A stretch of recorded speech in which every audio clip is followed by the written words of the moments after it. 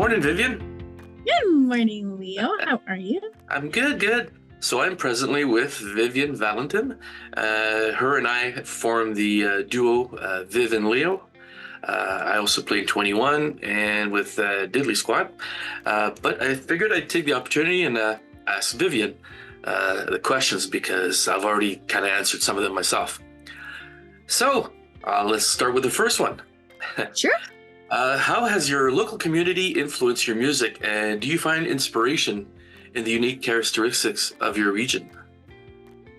Well, the rich cultural heritage of my region has been a constant source of inspiration for me. I grew up singing, playing piano, and banging on pots and pans with wooden spoons while my family sang, and played guitar and fiddle music in the kitchen and around campfires. My grandmother, Simard, she sang old French chansons d'épaule that were very inappropriate. And I honor her memory today by speaking of her with great fondness. Yeah, see, to me, I believe they should always be inappropriate. They were so inappropriate. It's like watching Grease when we were kids. We had no idea what they were saying. And then one day my nieces were watching it. I'm like, what the? Yes. Yeah. So what venues or events in Sudbury area have you been particularly significant in shaping your musical career? Well, I think just like everybody, we grew up playing in bars when we weren't even legal to play in bars, but we played in bars anyways. So we were local bands that did cover tunes such as rock and pop. And I also did some musicals for local theater groups, and I played in school bands, Kiwanis Music Festival. We had university and college concerts, local venues, festivals, and so on. So it was a great reason to play, and as long as you had people to play with, you played, and that's what made it a lot of fun. Oh, nice. You're musically trained, or classically trained, aren't you? Yes. Yes? Nice. Yes. Okay, so how do you engage with your fan base and community, and what role do they play in supporting your music? Well, a powerful way to connect with others is to build a sense of community. I just want to have fun on stage and hope that people enjoy themselves as well. We do a lot of promotion through social media and are grateful to organizers such as the Sudbury Performance Group for opportunities such as this. Nice. So how do you balance the demands of being a Sudbury artist with aspirations for broader recognition on a larger scale? Well, just by honoring my local roots and by participating in local events, we're supporting other local artists and we engage with people in this area. So it's important to stay grounded in your career as well, because that's your real paycheck. So my career it involves education and promoting arts and culture within my community and other communities in the province. Oh, right on. Mm-hmm. Can you share a favorite or memorable performance experience at a northern venue or event? I actually sat down and thought about this. So one of my most memorable events was when I was around 19 years old. I had the opportunity to play on Laurentian Beach for the World Junior Games here in Sudbury. Oh, wow. So we got to meet many interesting people. Yeah. Wow, that's a pretty big event. Were you nervous? Yes, I was nervous, and there were different cultural groups, and we were right by the lake, and it was a lot of fun. Right on. It was nice. Yeah. That's one thing I think people don't realize, that we're always nervous. We are. Sometimes you might project we're a bit confident, but inside we're we're not. Scared little children. Yeah. And then you just but you get past that and you breathe and you should just take one song. Yeah, one song and then you're set. Yeah, absolutely.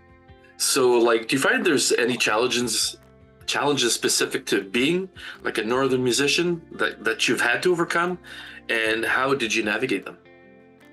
Well, being a northern musician is like playing a game of musical survival. You might get frostbite one day because you have to travel long distances. You have to lug your gear through snowbanks. You might slip and fall on ice. Yeah. And when you're playing outside, you're fending off swarms of mosquitoes and black flies, and and you have to keep playing. You can't Yeah. miss a beat. Sudbury used to support larger rock bands, and this has changed a lot in the last several years. So now we have a growing number of venues embracing the intimacy of smaller groups like duos and trios. Yeah. And to keep up with the demand of us musicians, we've had to become masters of multitasking gigs and playing different musical genres. Like, look at you, you're playing country music now. Yeah, maybe I should talk to Mark, and we should come up with a new projects like Survivor, Northern Edition. You know, the mosquito snakes, try mosquitoes. So how do you connect with other local musicians, and have these connections impacted your music, like our career, positively? Just in attending local events, joining different groups, collaborating on projects, sharing opportunities, and promoting each other's music. By attending other people's shows, you're sharing social media, you're staying connected with other people. So it's about that community again. Okay. Well, I mean, and this next question is almost the same, but in what ways have Northern Ontario music scenes or grassroots movements influenced your artistic development? I think it's the musicians that I team up with that really influence my style. In Sudbury, we've always had chances to perform live and express ourselves artistically, no matter what genre you were into. So whether it was folk, rock, country, you could perform at local cafes and bars. Yeah. It's still like that today. We have open mic nights, karaoke sessions, festivals galore. So there's loads of organizations that pitch in to keep the grassroots music scene alive, hosting festivals, community events, and it shares a spotlight on our local talent and diverse music scene. So yeah. And like, I know you taught for a few years and stuff. So I'm assuming like what initiatives or projects are you involved in to contribute to the growth and vibrancy of the Northern music scene? I'm gonna say that my greatest contribution is music education and mentorship.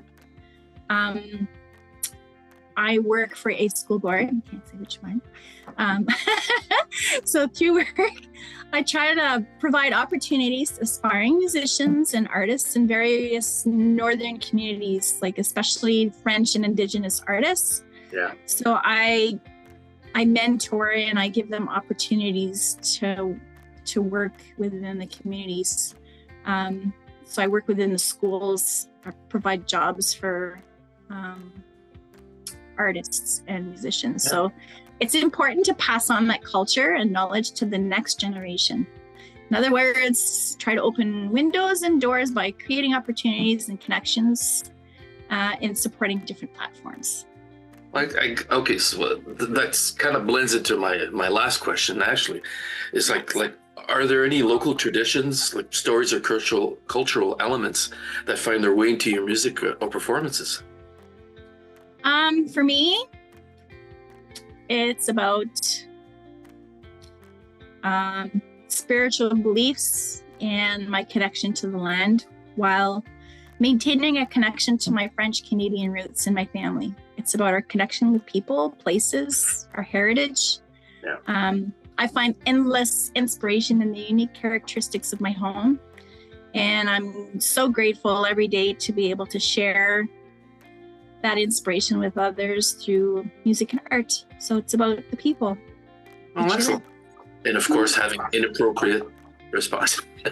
Yeah, inappropriate grandmothers who share. It's like the last gig we played, there was this little girl in the bar, and I said, "Hey, do you want to hear a joke?" And I'll look at him, and he's like, "No, Leo, no, Leo, no." So inappropriate. It was a funny joke. She loved it. All right, Vivian, thank you so much. And again, everybody, go to sudburyperformances.ca to check out the full schedule. Bye. Thank you. Bye, Leo.